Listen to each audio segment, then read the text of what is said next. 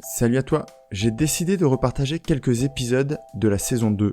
Si ta petite voix te dit, tu l'as déjà écouté, ça vaut pas le coup. Explique-lui gentiment que tu vas réentendre différemment cet épisode, car depuis tu as changé et ton écoute va être encore plus enrichissante. Abonne-toi aussi à ma lettre privée pour recevoir des idées sur ce thème et avancer encore plus vite vers la vie épanouie que tu mérites. Encore merci d'être là, je te souhaite une très belle écoute. Et si à la fin de l'épisode, dans ton cercle d'amis, en famille ou au travail, tu ne souffrais plus jamais de relations toxiques? Ces relations qui jouent en la défaveur de ton moral ou de ta joie de vivre. Certains détruisent leur vie en se laissant malmener par des personnes dites toxiques. D'autres se croient obligés de vivre avec des personnes qui leur veulent du mal. Pour certains, c'est la belle-mère qui est exécrable et qui démolit les repas du dimanche. Pour d'autres, ce sont leurs conjoints qui ne font que prendre ou utiliser sans jamais donner. Mais comment réagir ? Comment t'en rendre compte et quelle réaction peux-tu avoir envers ces relations qui détruisent plus qu'elles ne créent? Quelles sont les options qui s'offrent à toi? Fuir pour te protéger sans essayer de comprendre et donc avec le risque de recommencer sans cesse ces mêmes relations? Combattre en espérant faire changer ces personnes avec le risque de t'épuiser? Capituler et te faire vider à chaque échange de ton énergie ou de ta joie? Ou alors accueillir ces comportements pour transformer ces relations et faire un grand pas vers l'épanouissement. À la fin de cet épisode, tu auras tout compris et tu sauras comment gérer tes relations personnelles, professionnelles ou familiales pour qu'elles ne te soient que bénéfiques. Bienvenue à toi, tu es sur le podcast Dépasse-toi. Je suis Sylvain Viens et je partage avec toi tous les sujets qui m'ont permis et qui te permettront d'atteindre une vie riche, épanouie et pleine de sens. Si tu veux profiter de chaque épisode dès qu'il sort le mardi, je te conseille de t'abonner via ton lecteur de podcast. Et surtout, tu peux le partager aux personnes à qui tu tiens et qui pourraient aussi en bénéficier.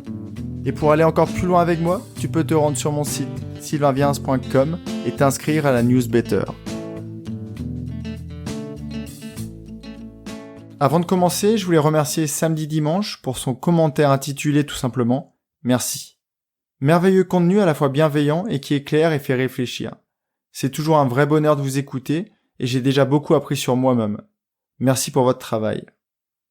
Je suis toujours un peu gêné quand on me vous voit, mais je suis très heureux samedi dimanche de t'avoir permis d'avancer sur ton propre chemin. L'épanouissement passe obligatoirement par sa propre connaissance de soi-même, et tu l'as bien compris. J'espère que je vais te faire apprendre encore beaucoup à travers les futurs épisodes. N'hésite pas à faire comme samedi dimanche, si tu n'as pas déjà déposé un commentaire sur Apple. Me commenter, c'est aider à impacter plus de monde autour de nous deux, et de rendre le sourire ou un moyen de s'épanouir à des personnes qui en auraient grand besoin. Aujourd'hui, je te parle donc des personnes toxiques. Dans plusieurs épisodes, celui des tempêtes, celui sur le minimalisme amical, ou ceux encore sur la résilience, je t'ai expliqué qu'il était très important d'avoir un cercle d'amis vrais et solides pour t'épauler dans la vie. Ce sont des personnes qui peuvent être ressources dans ta vie. Mais avant cela, il serait souhaitable que tu règles le problème de la toxicité de certaines relations. Je te rassure, on en a tous. Et les transformer, c'est déjà faire un pas vers cet environnement amical riche et aidant. Aujourd'hui, je te parle donc des personnes toxiques. Et j'aurais envie de te dire les personnes que tu considères toxiques. Parce que tu considères qu'elles ont un impact négatif dans ta vie. Mais est-ce que ces personnes existent vraiment ? Si tu as écouté mon épisode sur les étiquettes, tu sauras pourquoi je devrais dire des personnes qui ont un comportement toxique envers toi. Enfin, en tout cas, c'est comme ça que toi, tu le perçois. Et encore, c'est pas suffisant. Car je suis sûr que tu t'es déjà dit, c'est incroyable. Comment il peut supporter sa conjointe? Lui qui est si sympa. Elle est abominable. Mais comment il fait? Ou tu as peut-être déjà débattu avec un de tes amis sur la toxicité d'une personne. Et tu as entendu ton ami te dire « Moi je l'adore, j'aime tout d'elle ». Et là tu restes un peu médusé en te disant « Mais comment est-ce possible qu'il puisse dire cela alors que moi je la déteste ?» Je pensais que j'avais été plus radical, mais j'aime bien la nuance que j'ai indiquée. Est-ce que les personnes toxiques sont si nombreuses ? Je ne pense pas. Je pense qu'il y a surtout des incompatibilités. Si par exemple tu es une personne introvertie, alors une personne extravertie va t'user et te vider de ton énergie, et tu pourrais la considérer toxique. Si tu es orienté humain et que la personne en face de toi ne te parle que de richesse, de technique, tu vas penser qu'il ne respecte pas tes valeurs, Et alors tu vas sentir une sorte de toxicité. Un dernier exemple, si tu te considères empathique, alors une personne triste va te vider de ton énergie. Et ces histoires vont te faire le rejoindre dans le burk. Mais est-ce vraiment ça, la toxicité ? Allez, on continue. Pour le reste de l'épisode, je parlerai de ces personnes toxiques. Mais tu as compris que cela ne veut rien dire. On pourrait définir ces personnes comme des relations dont tu as pris conscience qu'elles n'ont pas un comportement positif sur toi. Mais déjà, la première question, c'est comment tu as cette prise de conscience ? Comment tu remarques qu'elles ont un effet néfaste sur toi ? Tout simplement en étant conscient de ce que tu ressens à leur contact. Tu les appelles et elles ne te demandent jamais comment tu vas. Après l'appel, tu ressens de la tristesse, voire même de la colère. Tu leur donnes un coup de main et jamais elles ne te rendent l'appareil. Ce sont de vrais preneurs, pour faire référence à l'épisode de la semaine dernière. Tu leur parles d'un de tes projets qui te tient à cœur et elles le dégomment d'un revers de manche. Tu leur exposes une de tes réussites et elles font comme si elles n'avaient rien entendu ou alors elles la minimisent. Tu aimerais avoir une discussion profonde avec ces personnes, mais leurs blagues incessantes empêchent l'interaction que tu aurais aimé avoir. Tu les aimes, mais elles ne te donnent aucun geste d'amour, aucun geste de compassion en retour, et tu as l'impression que c'est en sens unique. Et je vais prendre un dernier exemple. Tu les visites, et quand tu sors de chez elles, tu as l'impression d'avoir perdu ton temps, voire pire, toute ton énergie. Tous ces comportements sont de différents ordres. On peut trouver de la manipulation, de la jalousie, de l'envie, peut-être de l'incompréhension. Et en fait, à force de répétition, ces comportements peuvent t'atteindre. Ils peuvent atteindre ta volonté, ton énergie et même ton estime de toi. Et je pourrais passer la journée à lister tous ces comportements négatifs, mais le but de l'épisode, c'est pas ça. J'aime bien l'image du vampire. En fait, ce vampire qui t'hypnotiserait, qui te déstabiliserait et qui enfin sucerait toute ton énergie. Et c'est un peu le cas. Mais alors, qu'est-ce que tu fais pour ne pas souffrir de ces relations ? Tu as pu remarquer que j'aime bien parler de vampires. J'en avais reparlé dans l'épisode avec Julie qui se faisait vampiriser par son boss. Mais elle s'était rendue compte qu'elle lui proposait son coup pour qu'il se nourrisse. C'est pas forcément simple à comprendre, mais très souvent, ton comportement influe celui des autres. Et alors, tu te mets toi-même dans des situations difficiles. Allez, on va continuer et on va rester sur le thème de la responsabilité. Comme d'habitude, c'est la prise de conscience qui est indispensable, comme je viens de t'aider à le faire. Mais attention, cela n'empêche en rien ta responsabilité dans le sens où par exemple un virus a besoin d'un hôte. Un danseur de salsa a besoin d'une partenaire. Ou encore, pour reprendre l'exemple précédent donc du vampire, un vampire a besoin de ton sang pour survivre. Il faut vraiment que tu comprennes, et peut-être qu'aujourd'hui tu ne t'en rends pas compte, tu joues avec cette personne. Mais malheureusement, tu as l'impression de tout le temps perdre. Et c'est là que se situe le problème. Alors qu'est-ce que tu peux faire pour ne plus perdre ? Tu pourrais établir de nouvelles règles du jeu pour rééquilibrer les chances de profiter de l'interaction. Tu peux aussi te mettre en échec et mat et quitter le jeu. Ou alors, une solution que je te déconseille, c'est de te mettre en colère. Et tu pourrais lui jeter les pions au visage pour que la partie s'arrête tout de suite. Mais ce serait rentrer dans son jeu et donc t'épuiser. Dans un premier temps, tu dois t'écouter et ressentir tous les effets de cette personne sur ton écosystème. Et dès que c'est fait, et dès que tu as identifié que ce n'est pas une personne ressource, et que tes relations avec elle ne sont pas saines ou qu'elles ne te servent pas dans la vie, tu peux aller plus loin en identifiant quels sont les comportements qui te déplaisent. Est-ce que c'est son aptitude à te dévaloriser ? Est-ce son aptitude à te faire douter ? Ou encore son aptitude à casser ta joie ? Et tu vas déjà t'en servir pour voir ce qui résonne en toi et comment elle peut avoir autant d'impact. Et donc ça va te permettre d'identifier déjà des axes de travail sur ta personne. Mais alors comment peux-tu réagir face à cette relation toxique ? La plus simple, mais pas forcément la plus enrichissante, c'est de prendre de la distance. Alors de la distance physique, c'est-à-dire t'éloigner, ou alors tu peux réduire le nombre de visites ou la fréquence de vos échanges. Tu peux aussi réduire par exemple la durée de ces visites. Ou la durée des appels, par exemple, si vos interactions se passent au téléphone. Voire, tu peux complètement couper les ponts et tu coupes en fait tous les liens avec cette personne. Alors quelquefois, la fuite, c'est la meilleure solution. Car dans certains cas, tu dois absolument te protéger ton intégrité mentale, mais aussi physique. Mais si jamais tu ne souhaites pas couper les ponts avec cette personne, ou ne pas t'éloigner complètement, il va falloir que tu fasses évoluer le jeu. Et vu que tu m'écoutes depuis longtemps, tu sais que je ne suis pas un grand fan de la fuite. Car en fait, cette solution ne permet pas de grandir. Or, cette relation peut te faire comprendre des choses en profondeur, et donc ça peut te permettre d'avancer sur ton propre chemin. Proposer une redéfinition des règles du jeu, ça demande du courage de dire à la personne ce qui se passe, comment on ressent les choses. Juste simplement, ok, ça marche pas, comment pouvons-nous faire pour que nos relations soient saines, apaisées, sereines ? Quelquefois, la solution est juste là, devant tes yeux. C'est un compromis entre ce que tu désires et ce que la personne désire. Mais pour ça, il faut oser.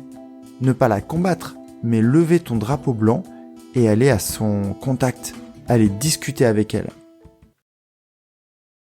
Une seconde option possible, c'est d'essayer de faire changer la personne, en partant du postulat que tout le monde peut changer, et qu'elle n'est pas foncièrement toxique, que ce n'est pas volontaire. Ce serait tout à ton honneur d'essayer de faire ça. Mais malheureusement, si tu n'es pas outillé, tu risques d'y laisser des plumes. Je te conseillerais de laisser cela à un thérapeute ou même à un bon coach, car tu n'as pas forcément le recul nécessaire pour le faire, et cela pourrait encore renforcer le jeu entre vous deux. En revanche, sans la faire directement changer, tu peux être un modèle pour elle et appliquer tout ce que tu aimerais voir dans votre relation. Et un jour, elle va peut-être se dire, c'est fou, je veux devenir comme elle. Et là, vous jouerez tous les deux dans un parfait équilibre. Et la relation va complètement évoluer. Une troisième option, c'est que tu sois transparent avec la personne et que tu lui exprimes factuellement comment tu vis la relation. Bien sûr, il faudra que tu utilises une communication bienveillante et factuelle, ce qui va lui permettre de comprendre par elle-même et peut-être de démarrer sa propre réflexion. Si tu ne te sens pas capable de le faire, tu peux aussi te questionner sur pourquoi tu n'oses pas le faire. C'est ma belle-mère. Je ne peux pas faire sans elle et ma conjointe ne comprendrait pas. C'est ma sœur. Et pour moi, je dois aimer tous les membres de ma famille. Et là, tu vois, on a une belle croyance. Mais c'est pas le sujet de l'épisode. J'ai peur de lui faire du tort, car je sais qu'elle va mal réagir. Et là, tu fais des suppositions. Et ça t'empêche de passer à l'action. Donc c'est intéressant de voir qu'est-ce qui te bloque et pourquoi tu n'oses pas lui dire. Et dans certains cas, plus difficile, tu peux même avoir peur de ton intégrité en la quittant. Alors cette option peut paraître relativement simple pour certaines personnes qui osent. Mais c'est vrai que c'est pas évident. Car soit tu as peur de faire mal, soit tu as peur de mettre la personne à dos, ou soit de la faire souffrir. Et en plus, s'exprimer de manière factuelle, c'est très complexe. Par exemple, tu ne dois pas dire « à cause de toi, je me sens nul et plus bas que terre ». Ou encore « tu dis toujours des choses qui me font pleurer, mais tu le fais exprès ».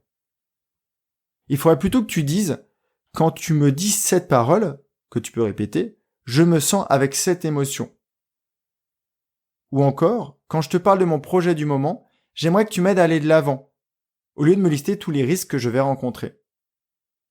Il n'est pas évident de formuler tout ça extrêmement bien à l'oral, mais tu peux aussi essayer de passer par l'écrit. Par exemple, tu peux lui écrire une lettre que tu reliras plusieurs fois avant de l'envoyer, et ce qui permettra d'avoir la même conséquence. Et c'est peut-être beaucoup plus simple. Et peut-être même qu'à un moment, tu auras tellement réfléchi et analysé votre relation que tu n'auras même plus envie d'envoyer cette lettre et que tu auras fait le nécessaire. Soit parce que tu auras décidé de ne plus revoir cette personne, soit parce que tu auras décidé que ce qu'elle t'apporte est bien supérieur à ce qu'elle te retient, à tous ces défauts que tu as identifiés. Là, on est vraiment dans la communication non violente. C'est pas évident quand on est dans l'émotionnel de prendre de la hauteur pour répondre sans attribuer son émotion à l'autre. Un exemple concret. Je cherche tous les jours à faire avancer ma réalité. La semaine dernière, je questionnais un chasseur sur le besoin qu'il avait quand il saisissait son fusil pour aller dans la nature. Il s'est senti blessé par ma question. Mais est-ce que c'est moi qui l'ai blessé en le questionnant ? Ou il s'est senti blessé par le fait qu'il n'était pas super à l'aise avec ce sujet ? Allez, je te laisse écouter la suite. Et enfin, une quatrième option, délibérément, si tu t'en sens capable, c'est de continuer à côtoyer cette personne en repérant l'avantage qu'il y a à le faire. L'écriture, un formidable outil de développement personnel. Je te laisserai réécouter les épisodes sur le sujet. Aujourd'hui, il n'y a pas une séance de coaching où l'écriture n'est pas abordée. Ça permet de repérer ses victoires. Ça permet de mieux intégrer la gratitude dans sa vie. Ça permet de décortiquer des situations à améliorer. On va essayer de changer d'angle de vue et maintenant on va voir comment ces personnes, celles que tu considères peut-être toxiques encore aujourd'hui, vont te permettre d'avancer dans la vie. Je vais t'aider à comprendre. Et j'ai quelques questions pour toi. Donc tu as identifié les comportements qui te déplaisent. Tu as identifié les conséquences que ces comportements déplaisants ont sur toi. Que dirais-tu maintenant de travailler ces comportements pour instaurer dans ta vie leur opposé ? Pour éclaircir les choses, je vais te donner quelques exemples. Si cette personne te dévalorise tout le temps, essaye de valoriser toutes tes relations. Si cette personne t'assèche de ta joie, essaye de dégouliner de joie sur tous tes amis. Si cette personne passe son temps à critiquer ta personnalité, mets en valeur la personnalité de tous tes interlocuteurs. Donc tu vois, une relation avec une personne toxique peut être une opportunité incroyable de travailler ta capacité à communiquer factuellement. Ça te permettra aussi de prendre de la hauteur vis-à-vis d'une situation. Ça te permettra d'oser vaincre certaines peurs ou croyances. Ça te permettra de travailler ton sentiment de culpabilité. Ou encore, ça te permettra de comprendre ce que tu aimes chez les autres et ce que tu n'acceptes pas. Je te laisse finir l'épisode et je t'ai mis le lien de la vidéo que j'ai rendue publique depuis dans les notes de cet épisode-ci.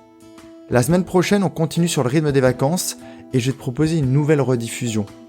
Le nouvel épisode tout chaud arrivera le 8 novembre. Prends vraiment bien soin de toi et je te dis à très très vite. Dans la newsletter de jeudi, je vais te parler d'une technique très puissante pour que dans le cas où l'éloignement ne soit pas possible, tu puisses te créer une cape d'invincibilité afin que toutes les critiques et toutes les remarques blessantes ricochent sur toi. Ce sera sûrement sous forme de vidéo.